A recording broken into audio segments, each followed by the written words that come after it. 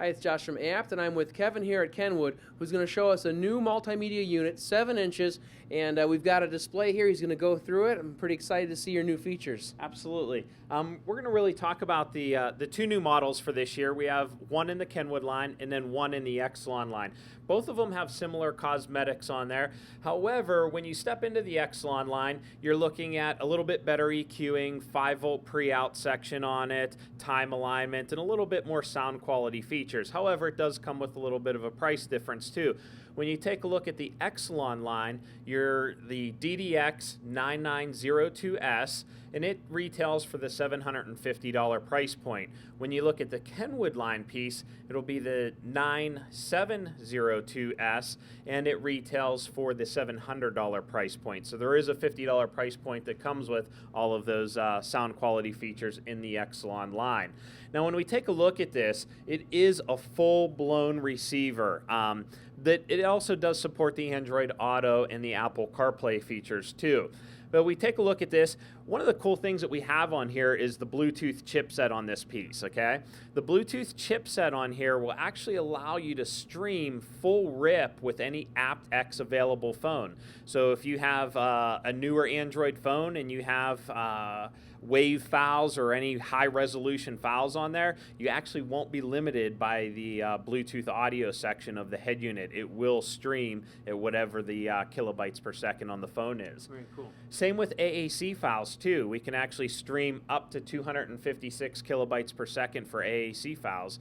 So with your Apple customers, they can get that better sound quality features out of this deck too. And it really has a lot of processing improvements. It's funny, we take a look at this guy, it has the processing of a newer tablet or something like that in it, not some of the old school stuff that we're used to.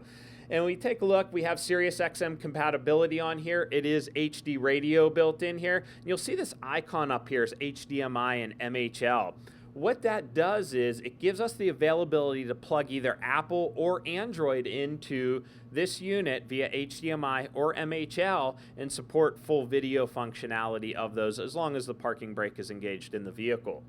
Now, with Android, it opens it up a little bit more because they offer something called Human Interface Device. And what Human Interface Device allows us to do is control every single thing that is on that Android phone from that Kenwood touchscreen. Wow. So you could pull up your Netflix, you could pull up YouTube, I mean any application that you have on there and be able to play it and mess around with it, again, as long as the parking brake's engaged with those video sources. Okay. With Apple, you can display it and you can play and control Waze application for navigation if you would like to, but obviously you have the CarPlay on there for your Apple Maps. Got it. Some other things on this guy, if we take a look at our sources, built in is Pandora, like we said earlier, Sirius XM radio, iHeartRadio, and iHeartRadio, Pandora, Opio is another streaming audio application. All of these are supported for all three of your manufacturers. So you have your big two, your Android and your Apple, but it also still supports the BlackBerry customers too if they want to play Pandora or iHeartRadio on there also. Exactly.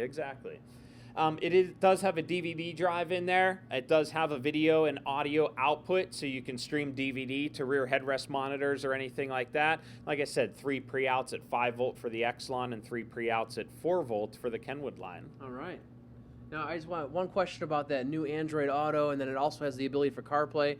If my wife had an Android and I have an iPhone, is it easy for us to just kind of, when she uses a car, when I use a car, can we switch back and forth, or is there like a setup you have to do here? There's absolutely no setup. That's the coolest thing about it. So you get in and you plug your Android phone into it. Android Auto will automatically populate as an icon on there. Your wife gets in, plugs her iPhone in, and it will automatically populate for CarPlay for her. Now, I need to have cables like my Lightning cable or my Android, what are you using, micro USB cables, ran to where I need to plug them to, or is there direct connection on it? So depending on how you want to connect it, if you're just looking to do Android Auto and Apple CarPlay, we have a 3-foot pigtail off the back for USB. And all you have to do is use your regular USB to Lightning or USB to micro and plug it in.